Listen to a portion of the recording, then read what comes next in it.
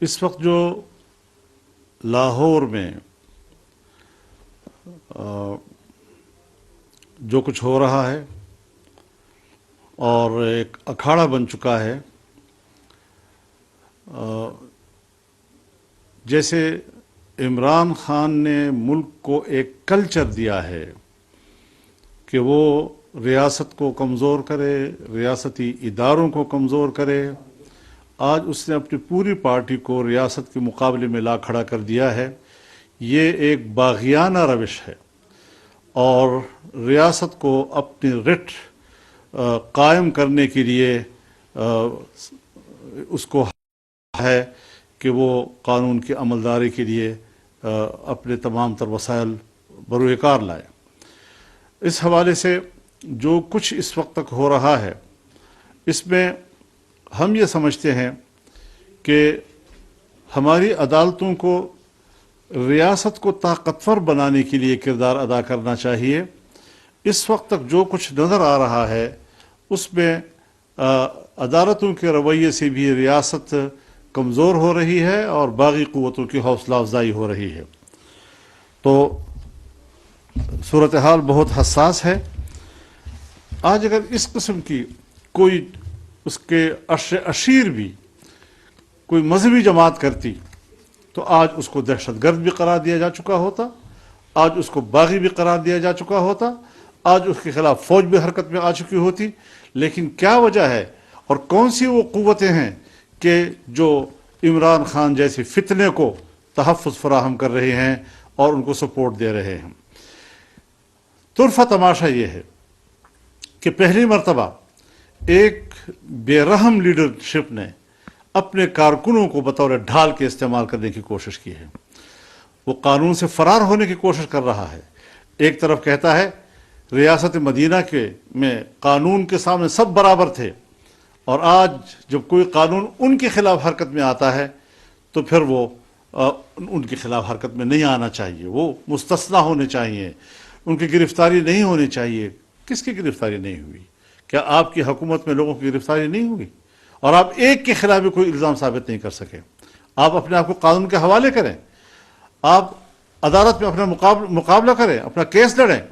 یہ کیا کہ گھر میں چھپ کے اور وہاں گھر سے آپ کارکنوں کے ذریعے سے وہاں خواتین ہیں، وہاں بچے ہیں، تمہیں نہ ان پہ رحم آیا، تمہیں نہ خواتین پہ رحم آیا، نہ ان کی عزت و ناموس پہ رحم آیا، نہ اپنے نوجوانوں پہ رحم آیا، اور ان کو ڈھال کے طور پر استعمال کر کے مجھے جیل سے بچانے کے لیے ہے۔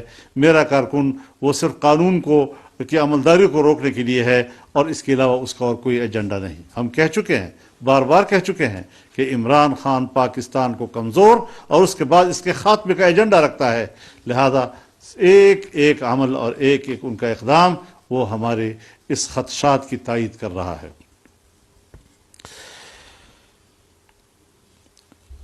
اس نے ثابت کر دیا ہے کہ وہ بدحواس بھی ہے اور وہ بزدل بھی ہے۔ اس کو سیاست نہیں کرنی چاہیے۔ میں تو اول دن سے کہہ رہا ہوں کہ عمران خان پاکستان کی سیاست کا ایک غیر ضروری عنصر ہے، اور قدم قدم پہ وہ ثابت کر رہا ہے کہ وہ اس میدان کا بندہ نہیں، اس ڈھب کا آدمی نہیں کہ وہ ان حالات کا مقابلہ کر سکے۔ یہ بتایا جائے کہ جس انداز کے ساتھ وہاں کی ریاستی قوت کے ساتھ لوگ لڑ رہے ہیں، یہ کہاں سے آئے ہیں؟ ان کی تربیت کس نے کی ہے؟ یہ عام آدمی کی روش نہیں ہو سکتی جب تک کہ کوئی تربیت یافتہ قوت وہاں موجود نہ ہو۔ لہذا ایسے لوگوں کو فوری طور پر گرفتار کر کے انہیں عدالت کے کٹہرے میں لانا چاہیے۔ یہی وہ سیاسی کلچر ہے جو عمران خان نے ملک کو دیا۔ اسی پہ وہ خوش ہو رہا ہے کہ میں نے ایک ایسا کلچر دیا جس میں نہ کوئی حیا ہے، نہ کوئی عزت ہے، نہ کوئی آبرو ہے، اور نہ اس میں کوئی ریاست کے لیے عزت و احترام ہے۔ اس کو کمزور کرنا اور اس کے لیے اپنے کارکنوں کو بطور ڈھال کے استعمال کرنا۔ آج آپ نے دیکھا کہ یہ کا نمائندہ زلمہ خلیل زاد آج عمران خان کے حق میں ٹویٹ کر رہا ہے اور ان کی گرفتاری پر احتجاج کر رہا ہے، اور اس قسم کے ہماری تائید ہو رہی ہے کہ یہ غیر ملکی ایجنڈے کا نمائندہ ہے اور ان کا ایجنٹ ہے، اور انہی کی شہ پر یہ سارا کچھ پاکستان میں ہو رہا ہے۔ صورتحال ساری کی ساری ابھی منظر عام پہ آ رہی ہے۔ اس صورتحال میں میں پھر کہوں گا کہ ریاست کو اپنی عملداری کے لیے تمام تر توانائیاں بروئے کار لانی چاہیے۔ ہم پاکستان کو کمزور نہیں ہونے دیں گے۔ تحریک انصاف کوئی سیاسی جماعت نہیں ہے، وہ چند کھلنڈروں کی ایک جمگھٹا ہے، اور ریاست کو کمزور کرنے کے لیے انہوں نے جو سیاست شروع کی ہے، انشاءاللہ ان کے ایجنڈے کو ہم کامیاب نہیں ہونے دیں گے۔ آج وہ بات کر رہا ہے کہ جی الیکشن کرائے جائیں۔ الیکشن سے تو ہم آپ کو 3 سال 4 سال سے کہتے رہے ہیں کہ آپ مستعفی ہو جائیں، دوبارہ الیکشن کرائیں۔ کیوں بھاگتے رہے آپ؟ کیوں فرار اختیار کرتے رہے؟ یہاں تک کہ اسمبلی کے اندر تمہارے خلاف عدم اعتماد آیا، تم نے جھوٹے کاغذ لہرائے، تم نے جھوٹا بیانیہ تیار کیا، تمہارا صبح و شام کا بیانیہ تبدیل ہوتا رہا۔ اب آپ الیکشن کے انعقاد کے لیے زور لگا رہے ہیں، لیکن ہمیں چند چیزوں پر تشویش ہے۔ اس وقت فاٹا میں صورتحال تبدیل ہے، وہاں پر امن و امان نہیں ہے۔ پورے خیبر پختونخوا میں امن و امان کی صورتحال نہیں ہے، اور وہاں پر مرجر کے بعد مردم شماری کا مسئلہ ہے، نئے ووٹر لسٹ کا مسئلہ ہے، اس کی بنیاد پر نئے حلقہ بندیوں کا مسئلہ ہے، اور یہ ملک میں ہو رہی ہے۔ عجیب صورتحال ہوگی کہ آج ایک الیکشن ہوگا 2 صوبوں میں، وہ ایک مردم شماری کی بنیاد پر ہوگا، اور پھر 2-3 مہینے کے بعد دوسرا الیکشن جو ہے وہ نئی مردم شماری کی بنیاد پر ہوگا۔ کس طرح ہم پاکستان کے شہریوں کو ووٹ کے حق سے آج محروم کریں؟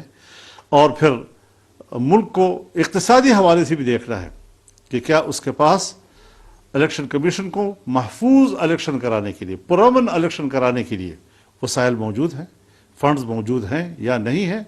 یہ سارے وہ چیزیں ہیں کہ جس کی بنیاد پر ہمیں سوچنا چاہیے کہ ریاست اول ہے یا عمران خان کی خواہش اول ہے۔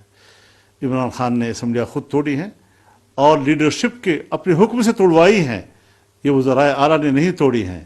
اس حقیقت کو بھی تسلیم کیا جائے نا، اور پھر دیکھا جائے کہ کیا اس کا یہ فیصلہ عقل مندانہ تھا، کیا اس کا یہ فیصلہ پاکستان کے معروضی حالات سے مطابقت رکھتا تھا۔ تو پھر یہ ساری صورتحال جب ان کی اپنی غلطیاں ہیں، عمران خان کی غلطیوں کی سزا پاکستان کو نہیں دی جا سکتی۔ ہمیں حالات کو دیکھنا ہے، حالات کے مطابق چلنا ہے، اور انشاءاللہ العزیز ایک محفوظ پاکستان اور اس کے محفوظ مستقبل کی ہم نے بنیاد ڈالنی ہے، اور انشاءاللہ اس قسم کے فتنوں سے ہم نے پاکستان کو محفوظ کرنا ہے۔ وآخر دعوانا الحمدللہ رب العالمین۔